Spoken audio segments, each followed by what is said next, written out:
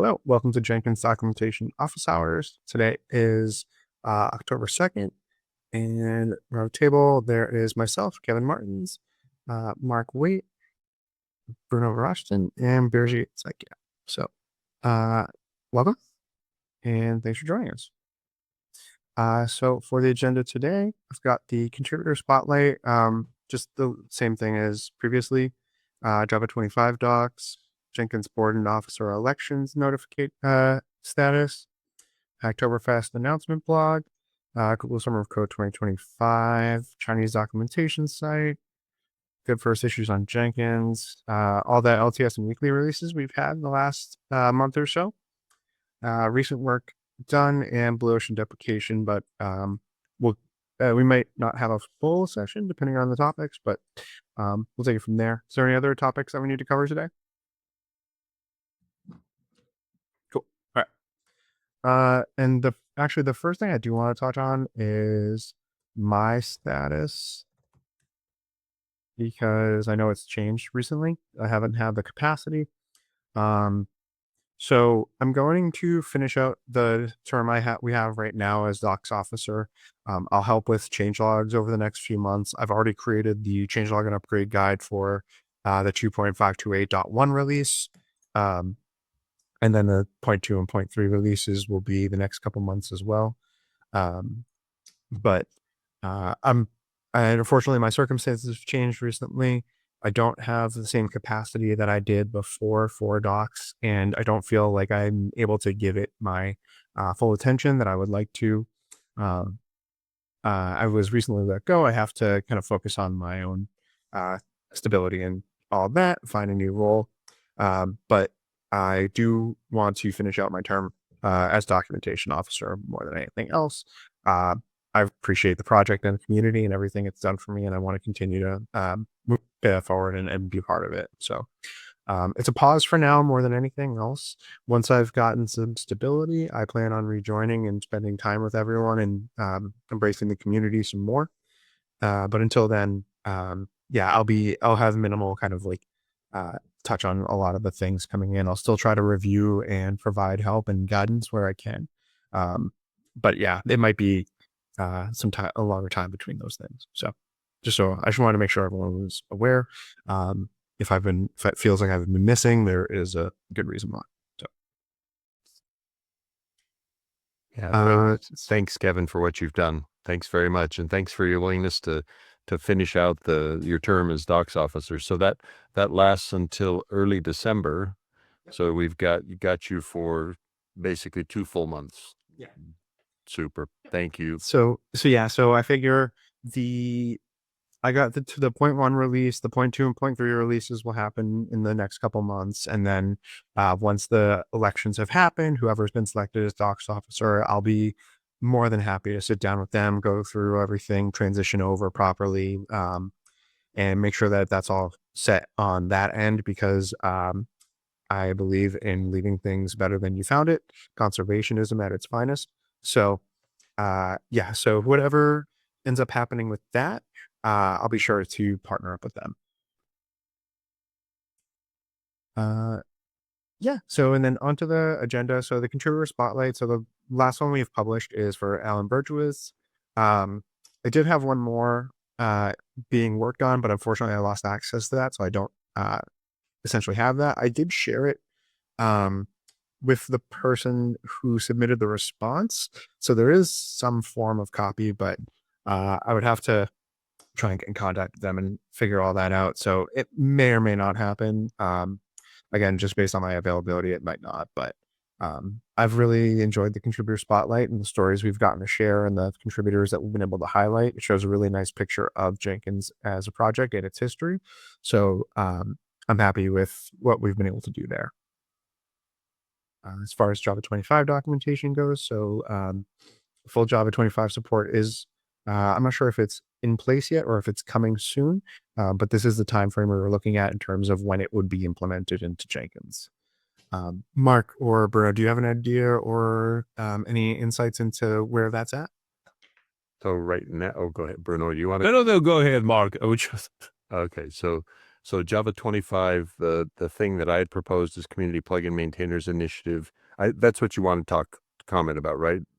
Yes. Yeah, that's okay, Matt. Go ahead. Okay, so the thing that I had proposed is Community Plugin Maintainers Initiative won't happen because we just don't have the capacity to do it. I've got too many things going on. Others and some of the folks that were planned for it are no longer available to help. So we're going to do Java 25, just like we did Java 17 and Java 11. Rely on the community, individual contributors contributing as they can and helping move things along. It will take longer than what we had envisioned with community plugin maintainers, but that's the reality of where we're at. Okay.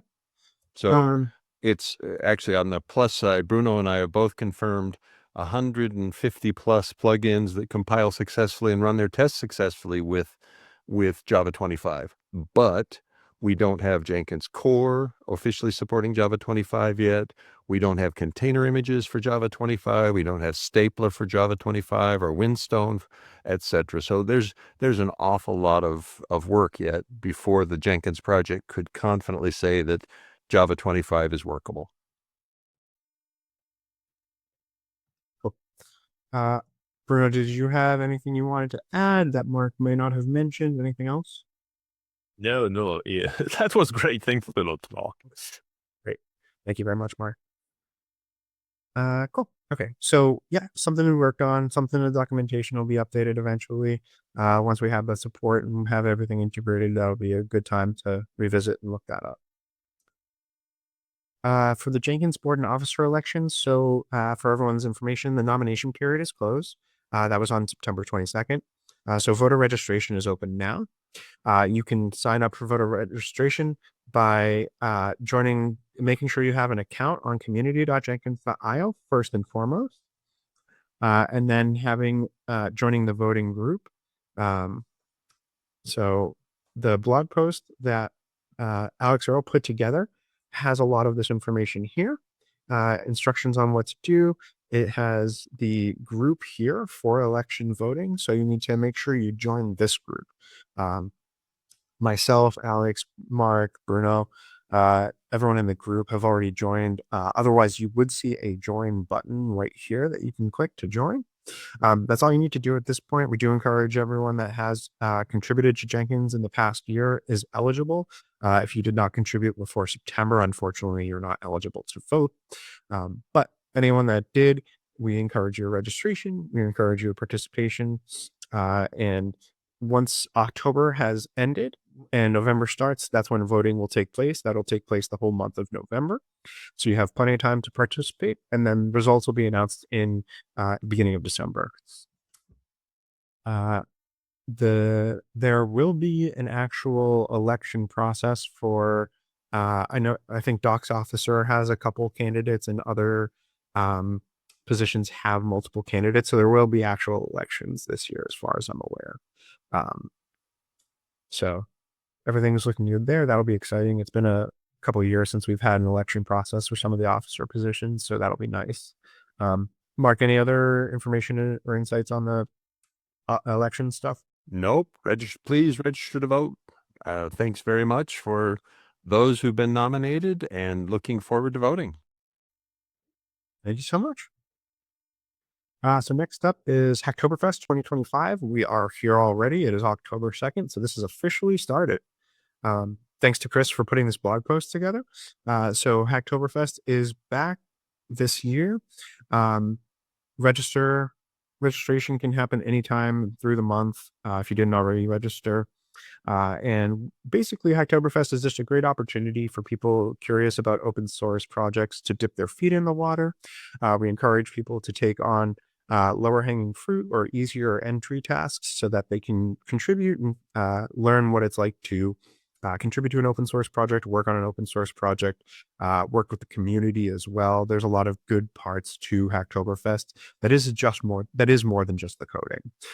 So this is always a really nice opportunity. It goes the whole month.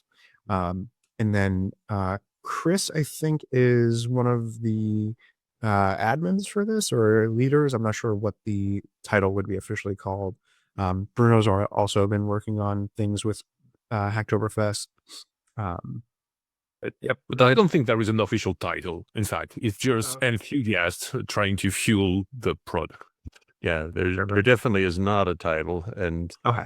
and yes, we're certainly interested in people contributing to Jenkins through Hacktoberfest.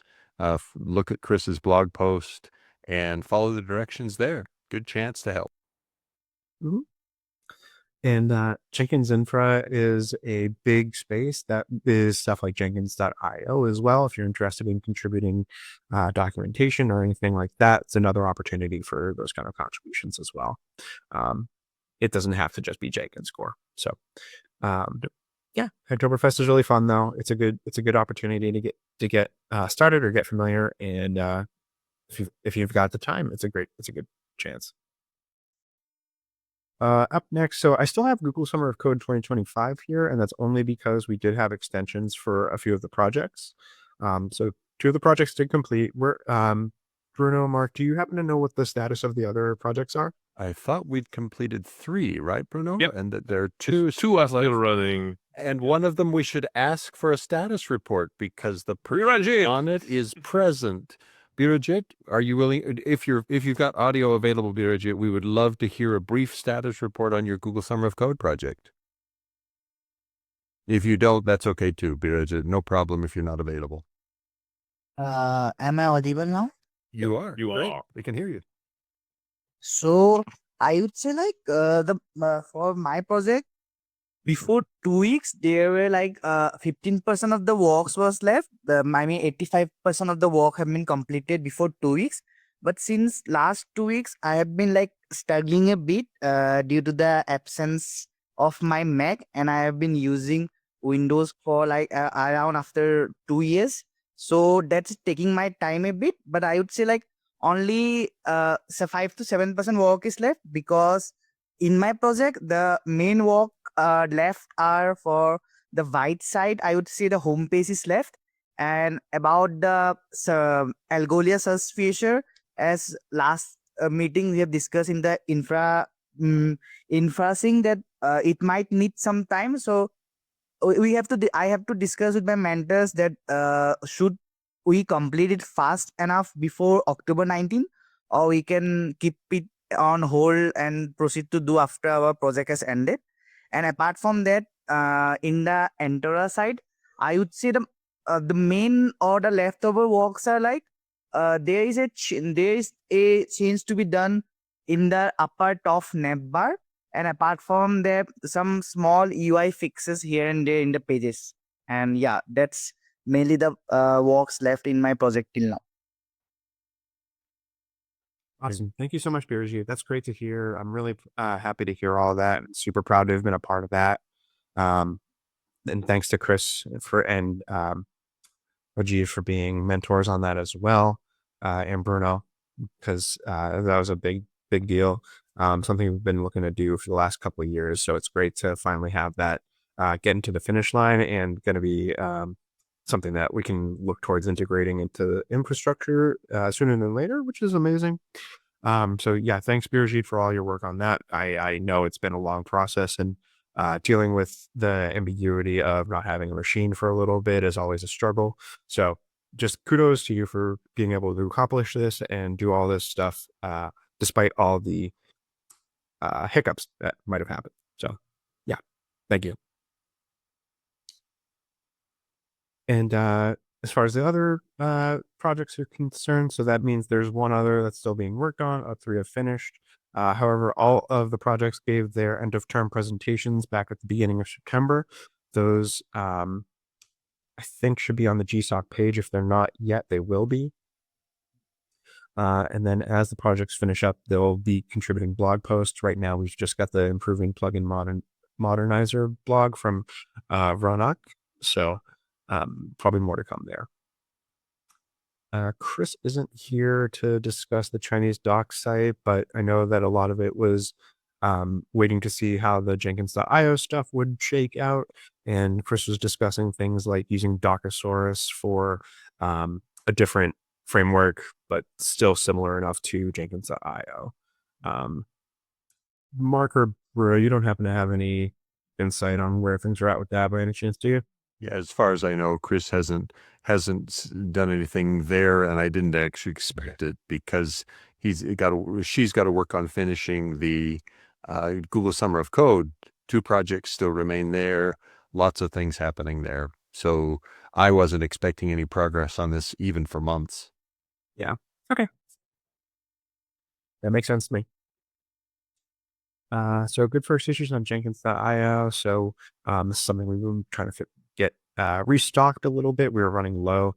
Chris created an issue to track this. Meg has created some good first issues. And I probably won't be able to get to this stuff anytime soon due to everything else that I talked about. But people have been contributing here and there. There's been some updates. We'll get to that down here. But some new contributors have been working on things, which is really nice, and contributing to documentation stuff on the site. So, yeah, more to come. And maybe we can get some more issues in the next few months, but probably not a huge influx of that. Next up's LTS and weekly releases. So since our last session, we've had a whole month worth of releases, basically. So 2.527 through 2.530 have all released throughout September, as well as LTS 2.516.3. In addition to the releases, we've also had a Jenkins core security advisory back in the middle of September. It was strictly core, no plugins were involved in the security advisory. Once again, as always, thank you to the Jenkins security team for putting this all together and writing this up. Crucial for our users to know how things are going and what they need to do to safeguard themselves. And then this month for October's monthly release, we have a new baseline of Jenkins 2.528.1. So this was clearly a weekly release just a few weeks ago that has gotten good traction and includes a lot of things that would have needed to have been backported. So by just grabbing this baseline, we've included all those things, the security advisory updates, everything that we would want to have in there is in there. I've created the pull request for review, which you can access here in the Jenkins.io repo, as always. And the planned release for this LTS is going to be October 15th. Hervé Lemire is the release lead, and the release candidate was released yesterday, if I'm not mistaken. I'm pretty sure I saw that availability pop up. So things are going well there. I think this is Hervé's second release lead for a release, which is really exciting. Glad to have Hervé on board doing that. But everything's been going pretty smoothly. We've, like I said, we got the security advisory, but there haven't been any too many issues or any issues really since then. So.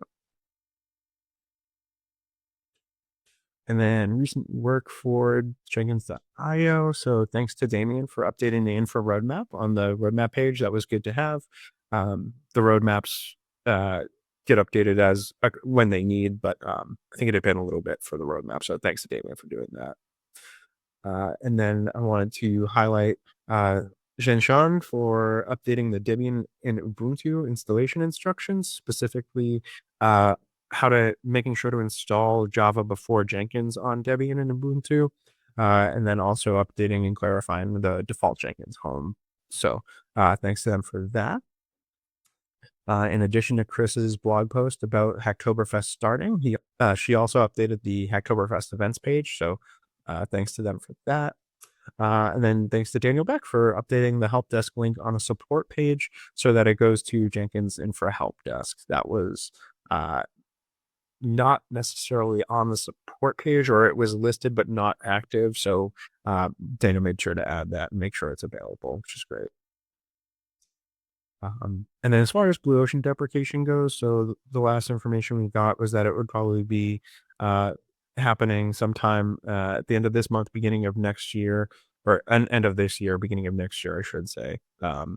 And there'll be more to come with that. I don't have insight into that personally any longer, but it'll be something that'll probably take a little bit of community effort, and there are multiple things that would need to be done. Removing documentation, replacing documentation, and updating the status notes to let users know what where Blue Ocean is at. But much more to come on that much later. So that was everything I had for the agenda today. I don't know if Mark or Bruno, if you have anything you'd like to discuss, Birgit, if you have anything you want to talk about. I don't have anything separate. This is great. Thanks, Kevin. Yep. Yeah. So, actually, I take it back, Kevin. I do have one thing. I need to report. You and I had the agreement I would generate the screenshot of the changelog. I haven't done it yet, but I will do it. So my apologies that I haven't done it yet. I'll get it included there, get that thing reviewed. We've got a release candidate. It's running on my test environment now. Everybody's delivered it. So we were 1 day late with the delivery, but my experiences with it so far look very good. Great. Good to hear. Thank you very much, Mark. I appreciate that. I know you're probably busy with a good amount of things right now, so I wasn't too worried about the screenshots.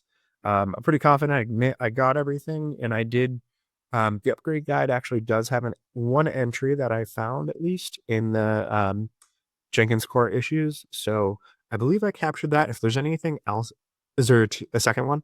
There is, and Bruno's probably aware of it. It's that, or maybe you already got it in there. I didn't look at the change, but container images are changing from Debian Bookworm, Debian 12, to Debian 13, Debian Trixie. And that's right. We've changed weekly to do that, and we probably need an upgrade guide entry for that, just because people may have made assumptions about what operating system is being used. We just had a bug report in the agent side of somebody who said, "Hey, you changed me. How dare you change me?" And the answer is, we dare. So Yeah, it was by the permission of the home directory or something like that. Yes, something's changed with Trixie. yeah, in their case, yeah, it was package dependencies. And sorry, the packages are different in 13 than in 12. It's a 2-year newer operating system. But if you're available to do that, Kevin, great. If not, if your time doesn't allow, just let me know. I can help with it. We can find others. It's the same kind of upgrade guide comments as we made on the previous transitions of Debian operating system. So you may just be able to go borrow text from past releases. What was it? Okay. We did an Alpine upgrade not long ago where we had to do that. So you might be able to reuse, and maybe we were good enough to write a changelog 2 years ago when we switched from Debian 10 to 11, or 11 from 11 to 12. Right. Yeah. I'll take a look and see what I can find and let you know for sure if something's up, or if for some reason I'm not able to get to it. But I'll take a look through the previous upgrade guides, see what I can figure out, and go from there. Thank you. Thanks very much. That's all that I had. Okay. And regarding the recent work, Kevin, sorry, Jenkins, for butchering your name, but this started as an issue created by this same contributor. And that's what we want to see. People detecting something that is not quite right, and then accepting to create something, taking the feedback positively, and then having their first PR merge. So thank you so much, Jenkins. Sorry for butchering your name once again. And we want to see more people, more contributors do like you. Yeah, that's really great to hear. Thanks for the additional context on that one, Bruno. You're welcome. Great. So I'll go ahead and stop the recording in a moment. Recording will be available in the next 24 to 48 hours, maybe a little bit longer. But we'll get it posted to the community discourse and uploaded to YouTube. And until next time, thank you as always. Appreciate you being here. Stay safe, take care, and we'll talk docs in a couple weeks. Thank you, Kevin. Bye-bye.